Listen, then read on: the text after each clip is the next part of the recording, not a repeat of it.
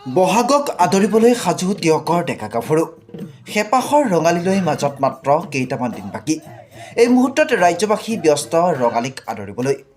কোনোবা যদি তাঁতৰ শালত ব্যস্ত, কোনোবা আকৌ আখলত ব্যস্ত। তাৰ মাজতেই কান্ধত হেঁপাহৰ ঢোলটো লৈ বিহুতলিত আখৰাত ব্যস্ত অসমীয়া ডেকা গাভৰু। হয়, এয়া তিয়কৰ ৰংমন বালিবাসী বিহু হুঁচৰি দলৰ আখৰাৰ পৰিৱেশ। বৃহত্তৰ তিয়কৰ কেইবাগৰাকীও ডেকা গাভৰু একত্ৰিত হৈ যোৱা এটা দশক এইদৰেই নিজৰ সংস্কৃতি ধৰি ৰাখিবলৈ প্ৰয়াস অব্যাহত ৰাখিছে। অঞ্চলটোৰ কেইবাগৰাকীও জ্যেষ্ঠ বিহুৱাৰ সহযোগিতাত পুৰণি বিহুনাম তথা ঢোলৰ চাপৰত এইসকল যুৱক যুৱতীয়ে আখৰা কৰিছে। ইফালে এই বৰ্ষত তেওঁলোক চোতাল বিহু, মঞ্চ বিহুৰ সমান্তৰালকৈ প্ৰতিযোগিতাসমূহতো অংশগ্ৰহণ কৰাৰ মনস্থ কৰিছে আৰু সেয়েহে এতিয়া বেলি পৰালৈকে এইদৰে আখৰাত ব্যস্ত হোৱাও পৰিলক্ষিত হৈছে। উল্লেখযোগ্য যে বহু সময়ত কেৱল লাজ, ভয় আৰু উপযুক্ত মঞ্চৰ অভাৱত বহু প্ৰতিভা কলিতেই মৰহি যায়। সেয়েহে স্থানীয় প্ৰতিভাসমূহক প্ৰতিফলিত কৰাৰ উদ্দেশ্যে এইদৰে ৰংমন বালিবাসী বিহু হুঁচৰি দলে আজি 10টা বছৰে প্ৰচেষ্টা চলাই আহিছে বুলি মন্তব্য কৰিছে দলটোৰ।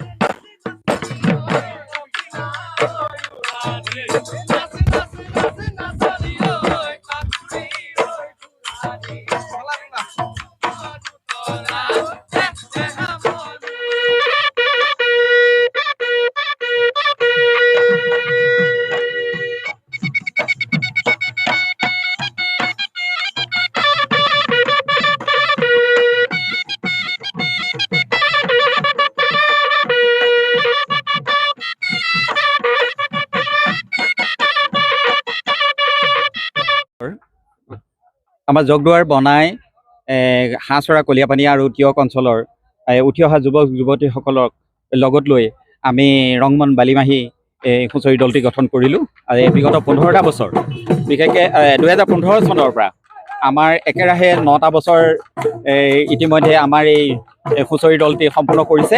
এইবাৰ 10ম বছৰ। আমি এই গত বছৰসমূহত যোৰহাট, শিৱসাগৰ আৰু বিভিন্ন অঞ্চলত আমি চোতাল প্ৰগ্ৰেম আৰু কম্পিটিশ্যনত আমি অংশগ্ৰহণ কৰিছোঁ।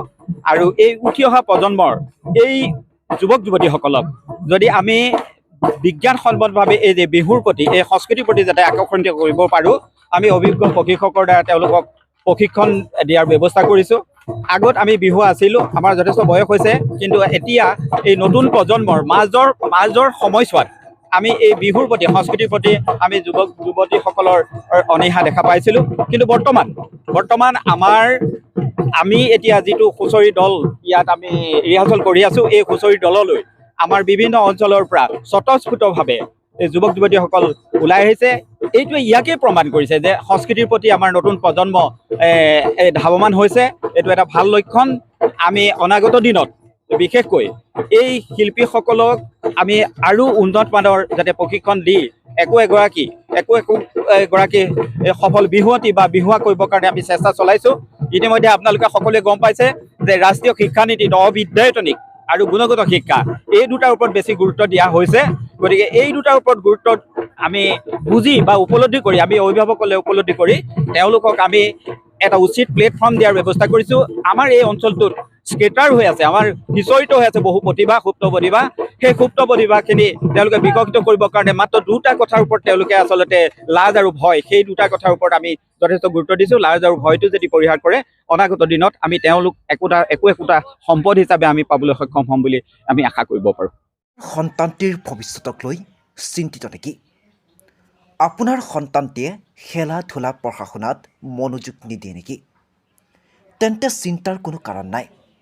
আপোনাৰ নিচেই কাষত আছে ইউৰোকিডছ, য'ত আপোনাৰ সন্তানটিৰ ভৱিষ্যত গঢ়াত সহায় কৰিব ইউৰোকিডছে। বিদ্যালয়লৈ যোৱাৰ আগমুহূৰ্তত শিকোৱা হ'ব জীৱনৰ আদিপাঠ আপোনাৰ শিশুটিক। নিৰ্ভৰযোগ্য প্ৰতিষ্ঠান ইউৰোকিডছ এতিয়া টিয়কৰ মাজমজিয়াত। বিগত 2টা বছৰত ছাত্ৰ ছাত্ৰীৰ সফলতাৰ পাছত 3য় বৰ্ষৰ নামভৰ্তিৰ প্ৰক্ৰিয়া চলি আছে। এপ্ৰিল মাহৰ পৰা আৰম্ভ হ'ব পাঠদান প্ৰক্ৰিয়া। শিশুটিক শিক্ষাৰ লগতে মানসিক, বৌদ্ধিক আৰু শাৰীৰিক বিভিন্ন দিশত পাৰ্গত কৰি তুলিবলৈ আপুনিও আমাৰ লগত কৰিব পাৰে যোগাযোগ। ৰিপিট, আমাৰ যোগাযোগ নম্বৰ 9886791452 আৰু 9387462228।